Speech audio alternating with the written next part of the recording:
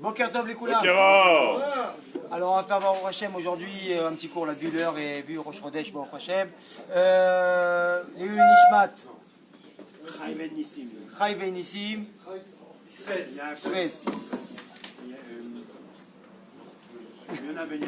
Yona Ben Yaakov, c'est aujourd'hui. Baruch Hashem. Et les Avdalot. Refoua Shlema, les Edna Patrina, les Yosef Tayeb. Allez, on commence. Ok, on va faire un petit peu de moussard aujourd'hui, Bezrat Hashem. On 10 minutes, un quart d'heure comme ça sur la Torah. On voit qu'il y a un yann qui est important. Il y a Moshe Rabbeinu qui, bien sûr, quand vous savez, pour les 10 plaies, il venait voir Paro tous les matins. Et un matin spécialement, après je vois il a dit à Moshe, il a dit Moshe, lève-toi, va vite voir Paro et va le retrouver là-bas parce qu'il va aller dans le Nil. Alors Moshe il vient dans le Nil comme ça et il voit Paro le matin. Et on voit de là-bas qu'on a trouvé que Paro, lui, il se prenait pour un dieu, donc il disait aux Égyptiens, moi je vais faire mes besoins, enfin j'ai pas de besoins, je fais pas mes besoins, et qu'il allait le matin partir là-bas dans le Nil pour faire ses besoins. Et Moshe Rabbeinu, donc il l'a vu, donc il lui a enlevé un peu son masque comme ça. Et pourquoi que Dieu Baruch Hu a demandé à Moshe Rabbeinu d'aller le voir spécialement ce matin-là? Parce que ce matin-là, il y avait eu un potentiel chez Paro que bizarrement, il était en train un peu de tomber comme ça de sa gava. Et il y avait un potentiel où il allait faire une demande à Kadosh Baruch Hu. Il allait se dire, tiens, même si ce Dieu-là, je ne le connais pas, mais même s'il existe, alors je voudrais lui faire une demande et je voudrais prier pour lui. Alors, Akadosh Baruch Hu, il a demandé à Moshe Rabbeinu, rends-moi un service. Va voir Paro, dis-lui, va le voir et dérange-le, entre guillemets, parce que si tu ne le déranges pas, il va se retrouver tout seul et il va venir me faire une prière et je vais être obligé de l'accepter. Et si j'accepte sa prière, je ne pourrai pas frapper tous les Égyptiens. Et donc de là. Alors quoi? Qu'est-ce qu'on voit de là? On voit que si déjà Paro, qui lui, c'était le rachat par excellence, alors nous, Kalvachomer, quand on doit venir et parler à Kadosh Baruch Hu, qu'on vienne compris la vérité. Nous, on est là. On n'est pas Paro. On n'est pas parfait peut-être non plus, sans faire de jeu de mots, mais en vérité, qu'est-ce qui se passe? C'est qu'on fait quand même des choses bien toute la journée. On est bien. Et la personne, malheureusement, ou la chose qu'on va voir le moins et qu'on va demander le moins, bizarrement, c'est à Kadosh Baruch Hu. Alors, qu'est-ce qui se passe? Kadosh Baruch Hu veut nous faire comprendre de là que lui, il est prêt à nous écouter à chaque instant. Et même si, comme on avait dit, notre comportement n'est pas exemplaire, quoi qu'il arrive, on fait quand même des bonnes actions et on doit aller voir Hachem. On doit aller lui parler, lui demander et aller voir avant tout le monde. Mais qu'est-ce qu'on fait nous? Nous, quand on a besoin de quelque chose, d'abord on va aller chez le banquier, d'abord on va aller à droite, d'abord on va aller à gauche. Quand d'abord on va épuiser toutes les solutions qui sont autour de nous, qui sont dans nos mains, entre guillemets, là on va se dire, ok, alors Akadosh Baruch Hu, viens-moi en aide. Mais Akadosh Baruch Hu, c'est lui qui a les clés de toutes les portes ici. Et malheureusement, des fois ça on l'a un peu oublié.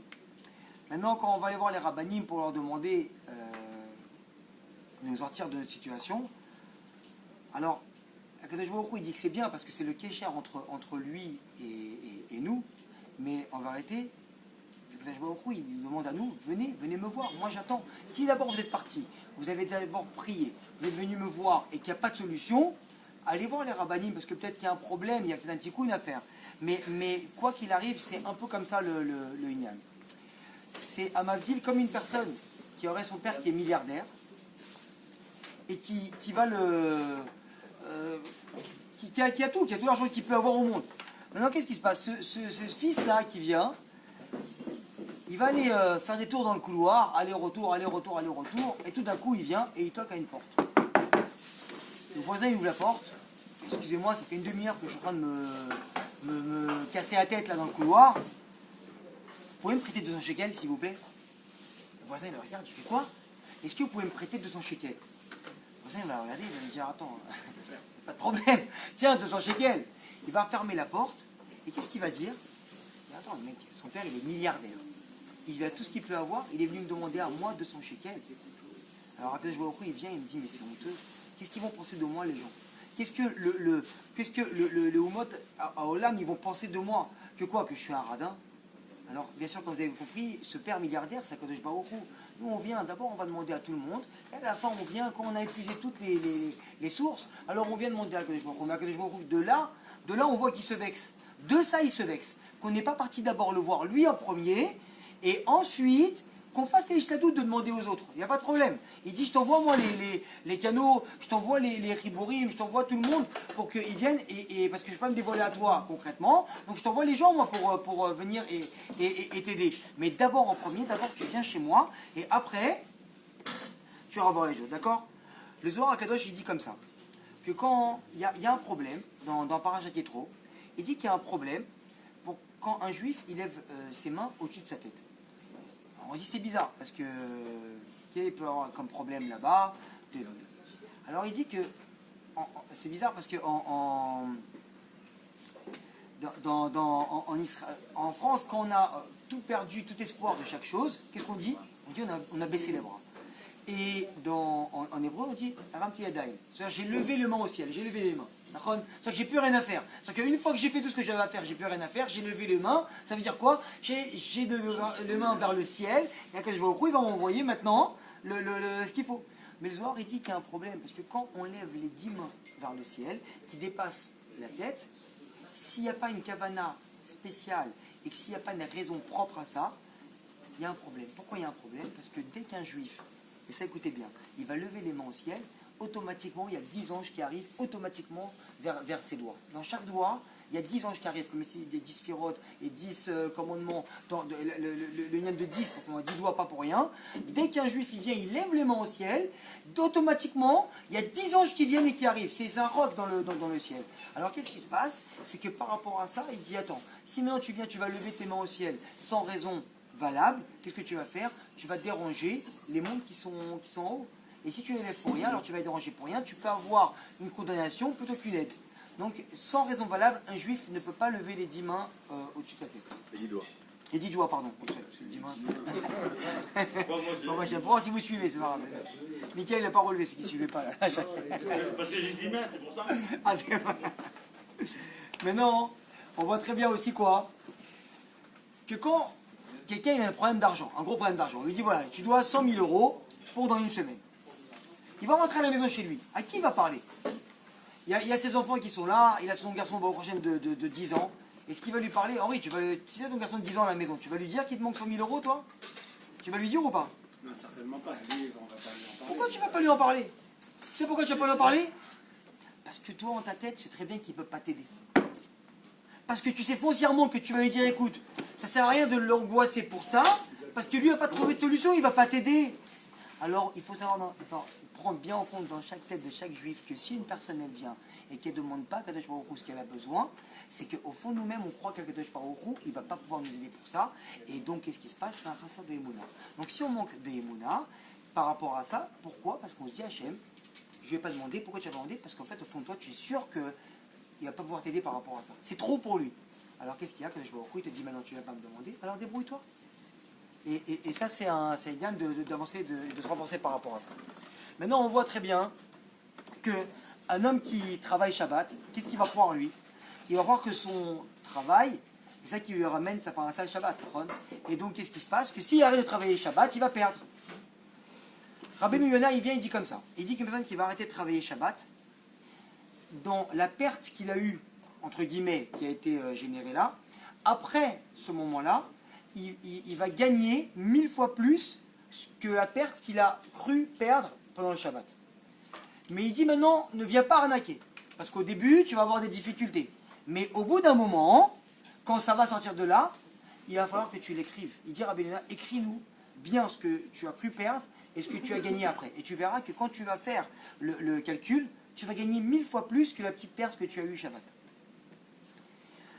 Parce que quoi? Hachem, il n'est pas redevable envers personne. Chaque petite chose qu'on fait, Hachem, il nous le rend vraiment sur le fil de l'aiguille, comme on dit ça comme ça. On sait très bien que quand Yosef Hatzadik il est parti, il s'est fait vendre par ses frères et qu'il est parti donc chez les Ishmaélim, eux, ils transportaient du goudron. Et quand Yosef Hatzadik il était sur les chameaux là-bas, ils ont transporté du parfum. Pourquoi? Parce que peut-être que Yosef Hatzadik, que c'est Saïla aujourd'hui, il était prévu de souffrir et de se faire vendre en tant qu'esclave en Égypte, Mais par contre, il ne devait pas souffrir du fait qu'il devait sentir une mauvaise odeur. Donc Akadosh Baruch Hu, il a fait que sur le chemin, il sentait une bonne odeur, pour vous dire comment Akadosh Baruch Hu, il est réglé et qu'il est précis dans les choses bien ou mauvaises qu'il nous donne. Je l'ai dit. Très bien. Maintenant, on voit quoi? Qu'il y a des gens qui font du bien à d'autres gens. Et ces gens-là ne le rendent pas. Les autres gens ne le rendent pas. Ou voire même des fois, ils leur font du mal. Alors qu'est-ce qui se passe? La réaction logique, c'est quoi? C'est de se plaindre et c'est de regretter ce qu'on a fait. Tenez, viens maintenant. Il lui dit, voilà, moi je vais prêter de l'argent à cette personne-là. Maintenant, je vais prêter, il ne me rend pas en temps et en heure. Non seulement maintenant, moi, j'ai des problèmes d'argent et il ne me les rend pas. Et en plus, le mec, il est venu, il a acheté une nouvelle voiture. Et avec cette voiture-là, il est parti en vacances avec sa famille. Et moi, je suis là. Il dit, alors, qu'est-ce qu'on a tendance à se dire? Pourquoi je vais prêter l'argent, moi? Pourquoi je vais lui prêter cet argent-là? Je n'aurais pas dû lui prêter. Voilà, le mec, il a de l'oseille. Autre exemple comme ça. Sa femme, elle vient, prépare le table de Shabbat. Comme on dit, les rails salatines, 18 salades. On dit chez les Ashkénazes, c'est pas méchant. Hein. On dit rail salade, c'est salade vivante, quoi. Pas cuite. Et chez les Marocains, c'est marqué comme ça qu'il faut 18 salades. Le mari, il rentre après la tefila, il arrive à table. Il y a toutes les salades, hein. Il regarde la table. Il n'y a pas les fenouilles. Pourquoi il n'y a pas les fenouilles? T'as 20 salades sur la table. Qu'est-ce que tu viens trouver le point noir? Alors quoi? La femme, elle vient tout de suite. Ah, il n'y a pas. Tout de suite, tu regardes ce qu'il n'y a pas. Alors moi, c'est comme ça. La prochaine fois, je ne fais pas de salade. Et elle vient malheureusement regretter ce qu'elle a fait, la mitzvah qu'elle a fait. Très bien. Maintenant, on voit encore un autre exemple de quoi? Quelqu'un qui vient, qui va se lever tôt pour amener sa maman dans un rendez-vous, par exemple. Chez le médecin, et elle arrive parce qu'elle est un petit peu stressée par rapport au résultat, alors quoi, elle commence un peu à lui crier dessus, et tout ça. Lui, il vient, il se dit, attends maman, là, je t'amène pas. La prochaine fois, je t'amène pas, je reste au lit, je dors, je suis tranquille. Voilà, pour venir me faire crier dessus, alors on a tendance, malheureusement, à regretter les mitzvot qu'on fait, et ça, c'est exactement ce que l'Yitzhara, il veut. Il veut qu'on vienne, qu'on fasse des mitzvot, et qu'on les regrette, comme ça, il nous enlève tout le salaire de la mitzvah. Et c'est ça le inyan ici. Alors, qu'est-ce qui se passe? Maintenant, une personne, quand elle vient, elle va faire teshuva. Qu'elle vient d'une famille qui n'est pas du tout religieuse, un garçon qui va au Hachem, il vient, qui a compris des choses, il a écouté des shiurim, qui a avancé, qui commence à faire teshuva, qui commence à faire Shabbat dans sa chambre tout seul, avec son petit kidouche tout seul, avec son lechem mishneh tout seul, qui passe la soirée à étudier tout seul. À ce moment-là, c'est le noir. On est noir. Et les parents, eux, ils disent quoi? Moi, j'ai perdu mon fils. On voit les chilonim quand ils viennent et ils parlent comme ça, ils disent, moi, lui, il est rentré dans la religion, moi, j'ai perdu mon fils. Alors, qu'est-ce qui se passe? C'est quoi? Ça, c'est des choses que j'ai entendues et qui ont été vécues. Hein. C'est pas des choses c'est pas des histoires. Alors quoi maintenant? Comment on va faire?